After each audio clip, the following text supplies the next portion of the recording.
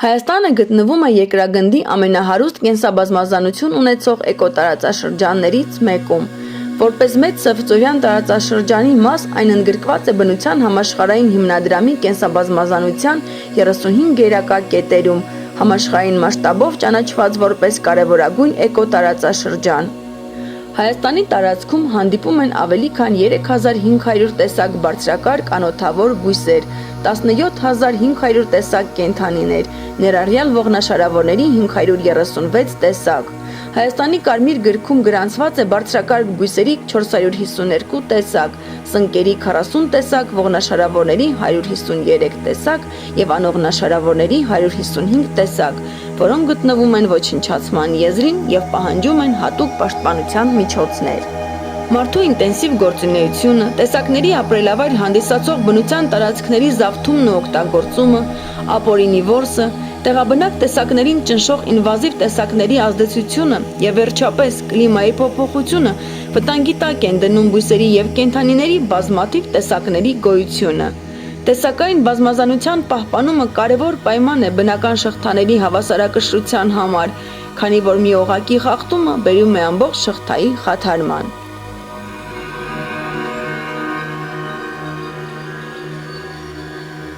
Հայաստանի Կարմիր գրքում գրանցված գորշ արջը բնակվում է հիմնականում անտառներում, ժայռերի ու կիրճերի քարակույտերում։ Գորշ արջին բնորոշ սննդային շղթան խախտվել է, սպիտակուցային սննդի պակաս կա։ Գետերում ձկների պաշարները կտրուկ նվազել են, աղքատացած անտառներում ավելի ու ավելի դժվար է հայթայթել կեր։ Մյուս կողմից գյուղական բնակավայրերը, որտեղ հեշտ հասանելի բազմատեսակ սնունդ կա, ընդարձակվել են եւ մոտեցել արջերի հիմնական ապրելավայրին։ Չնայած նրան, որ կենդանին սովորաբար խուսափում է մարդու հետ անմիջական հանդիպումից, քաղցը նրան տանում է այնտեղ, ուր կա սնունդ, եւ արջը մտնում է գյուղ, ոչնչացնում անասնագոմեր, մեղվափեթակներ, հարձակվում անասունների վրա, վնասում է այգիները։ The human-wildlife conflicts basically occur wherever Մարդու եւ վայրի կենդանիների միջև բախումները տեղի են ունենում այնտեղ, որտեղ վերջիններն ապրում են միմյանց մոտ կամ նույն էկոհամակարգերում, նույն լանդշաֆտներում։ Վերջին տասնամյակներում նման բախումներն աճել են մասամբ այն պատճառով, որ շատ վայրի կենդանիներ այժմ պաշտպանված են, չեն որսվում կամ ոչնչացվում։ Մեկ այլ պատճառն էլ այն է, որ մարդու կողմից ստեղծված սննդային աղբյուրները, թափոնները կամ ընտանի կենդանիները վայրի կենդանիների համար հաճախ ավելի հեշտ հասանելի են, քան իրենց բնական որսը։ Օրինակ, մեղվափեթակները կամ պտղատու այգիները շատ ավելի գրավիչ են դառնում գորշ արջերի համար, քան վայրի մեղուներն ու վայրի պտղատու ծառերը։ Դրանք ավելի սննդարար են։ Նման կերպ մենք կարելի է ասել, մի ամբողջ սուպերմարկետ ենք բացել վայրի կենդանիների համար մեր գործունեության միջոցով։ So basically, in a way, we are providing like a supermarket for the wild animals with our activities and. Արգելված այն հիմա եւ արջերի որսը եւ հեզվարյան այծի, այսինքն այս հատուկ պահպանվող էլի հսկող տարածք է։ Այդ իսկ պատճառով արջերը ոնց որ այսպես հարմար իրենց համար տեղ են գտել եւ այծերով են սնվում եւ բնականաբար սեզոնին անցնում են գյուղ, թթի, ծիրանի, խնձորի եւ այլն, այսպես շարունակաբար սնվում են, ոնց որ իրենց համար այսպես հարմարավետ տեղ են գտել, մեղուներով են սնվում, շատ մեծ վնասներ են հասցնում իհարկե գյուղացիներին։ Մոթը ընկնում է, արջերը արդեն գյուղում են, խմբերով, երկուսով, երեքով, առանձին ու տարբեր տնտեսությունների վնաս են հասցնում։ Հավերն են ոչնչացնում, ճագարները, ծառերն են ջարդում, երբ որ բերքը սկսում է հասունանալ, ամբողջ ծառը, ասենք ուտում է 1-2 կիլո, բայց հարյուրավոր կիլոգրամով բերքը ոչնչացնում է,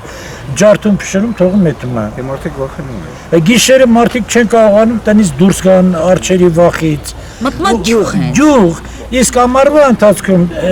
օրը ցերեկով մենք արջերին տեսել ենք գյուղում։ Դե եզևի չի լինում։ Տարիներ առաջ մեր սարերում եւս արջ ա եղել, բայց իրանք երբեք գյուղ չեն մտել։ Իսկ այսօր անարգել խմբով 2-3 արչով ջուղի մեջ ման են գալիս։ Դա ոնց կլի։ Ինչպես հաղթահարել այս հակամարտությունը չվնասելով եւ ոչ մի կողմին։ Ինչպես է հնարավոր պաշտպանել գյուղացիներին չվնասելով բնությունը։ Տեղական ինքնակառավարման մարմինները, շրջակա միջավայրի նախարարությունը տեղյակ են խնդրի մասին, սակայն դեռևս չկա հստակ ծրագիր, որը թույլ կտա կանխել կենդանիների հարձակումները։ Հայաստանի կենդանի լանդշաֆտները շուկայի զարգացման համար ծրագիրը փնտրում է մոտեցումներ ուղղված մարդ-վայրի կենդանի կոնֆլիկտի մեղմանը։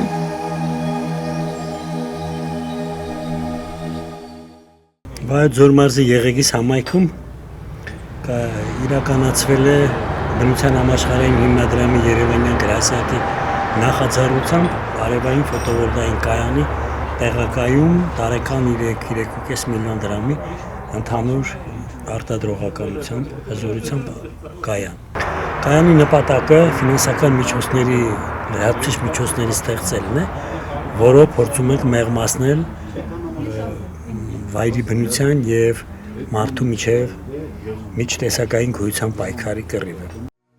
Խնդրի մեղման նպատակով Եղեգիս խոշորացված համայնքին տրամադրվել են նաև 6 էլեկտրական հովիվներ, որոնք կպաշտպանեն գյուղացիներին ու իրենց տնտեսությունները մեղվափետակներն ու այգիները գորշ արջերի հարձակումներից։ Սարքավորումները համայնքին տրամադրվել են բնության համաշխարհային հիմնադրամի հայաստանյան մասնաճյուղի կողմից իրականացվող էկոլոգիական միջանցքների ստեղծման աջակցություն ծրագրի շրջանակներում։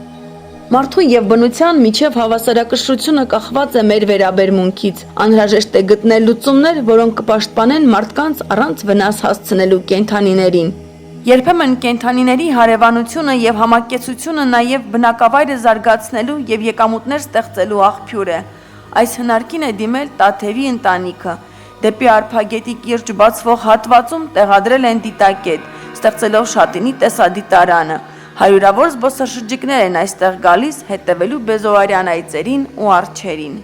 Մեր ամեն քայլը բնության մեջ թողնում է հետ, թող այդ հետքը մեզ ուղղորդի ոչ թե ոչնչացման, այլ դեպի համակեցություն։ Ստեղծիր մի միջավայր, որտեղ եւ մարդը եւ կենդանին իրենց կզգան բնության հետ ներդաշնակ։ Մի վնասիր, պաշտպանիր, մի քանդիր, ստեղծիր։ Անտառները հատելու փոխարեն տնկիր ծառեր կենդանիների կերի բազան ավելացնելու համար։ Իջեցրու զենքդ, վայրի կենդանին թող թիրախ լինի միայն քո ֆոտոխցիկի օբյեկտիվում։